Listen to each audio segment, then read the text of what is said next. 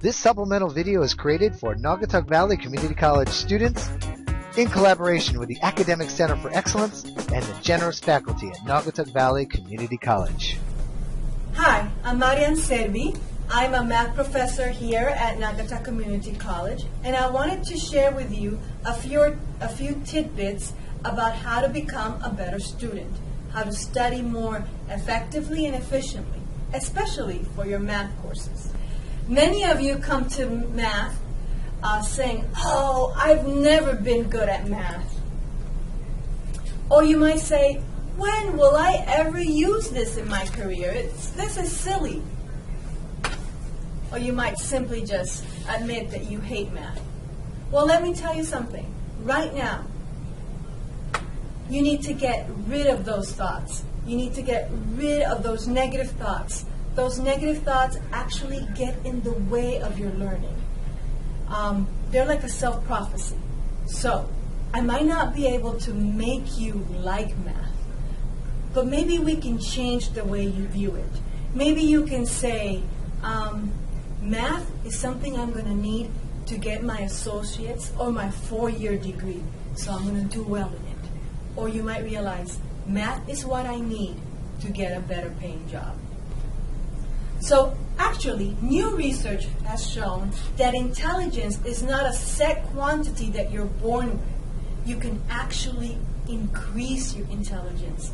You can make more neurons even as you get older, even when you're 70 years old.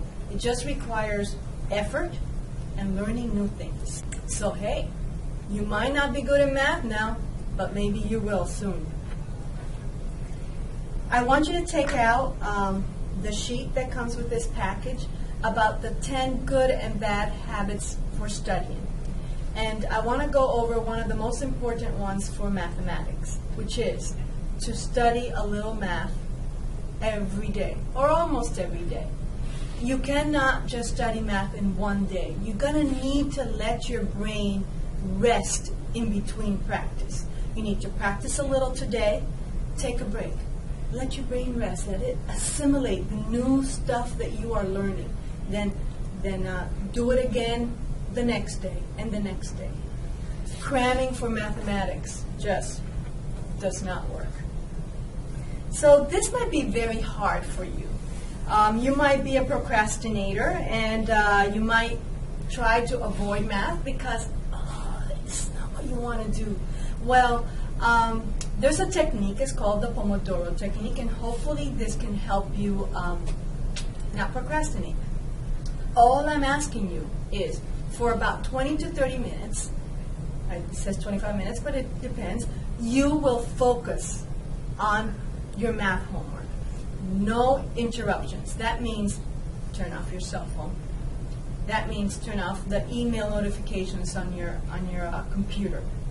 That means you're going to have to go somewhere where you don't get interrupted, okay? It might take a while until you find a good spot for you to be able to study for those 25 minutes.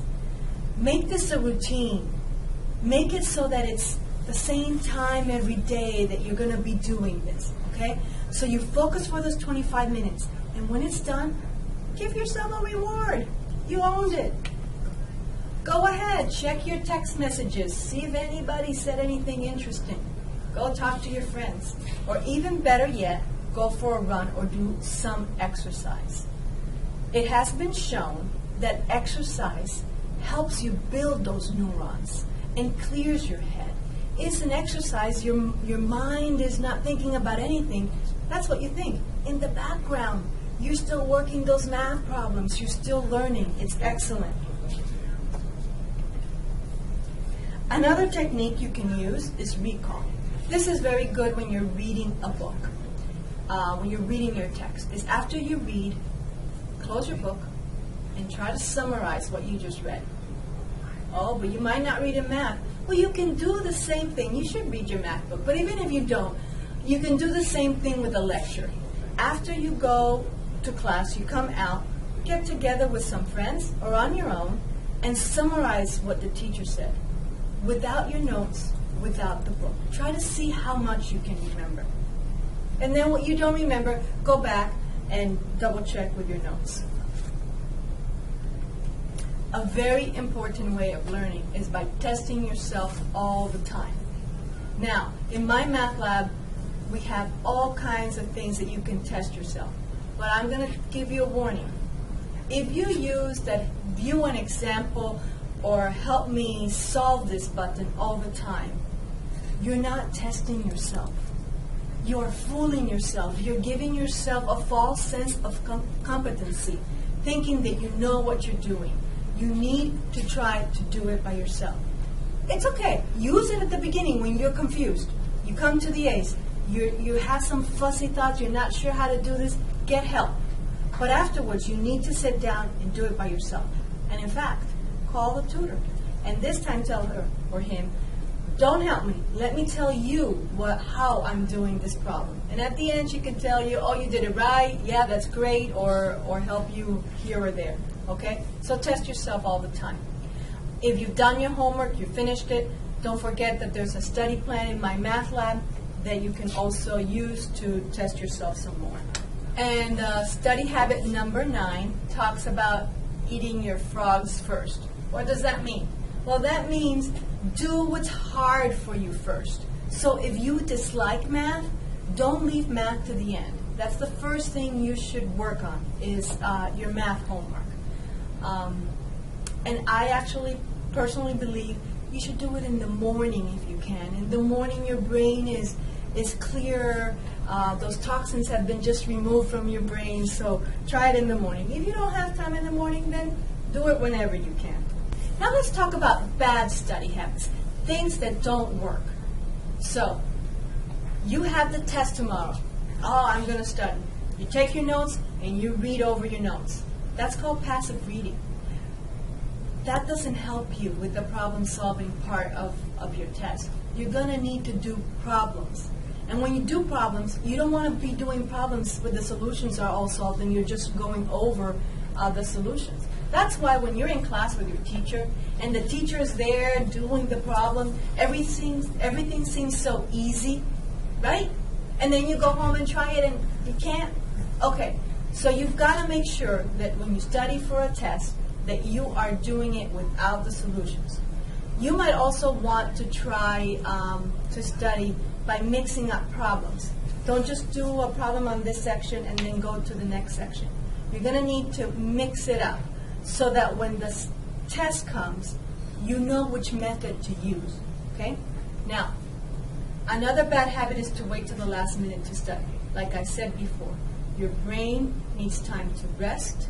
It needs time to assimilate what you've given it to do, okay? Another one is not clearing up points of confusion. Always come to the ACE or to your teacher or even a classmate if you have something that you're not sure about. Don't wait till right before the test to try to ask the teacher to do it for you. Get it done beforehand. Now, the worst study habit you can have is not getting enough sleep. Like I said, your brain works very hard at night to get rid of those toxins. It is during sleep that it creates those new neurons and those new connections. So you might be cramming, you might be working really hard, but if you don't sleep, it's not worth it. It's all going to go away.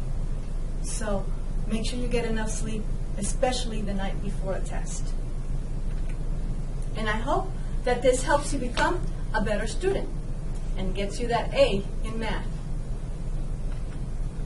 If you want to find out more information about what I've been talking about, there are some websites here, some videos and some articles you might want to look at. Okay? Good luck. Bye.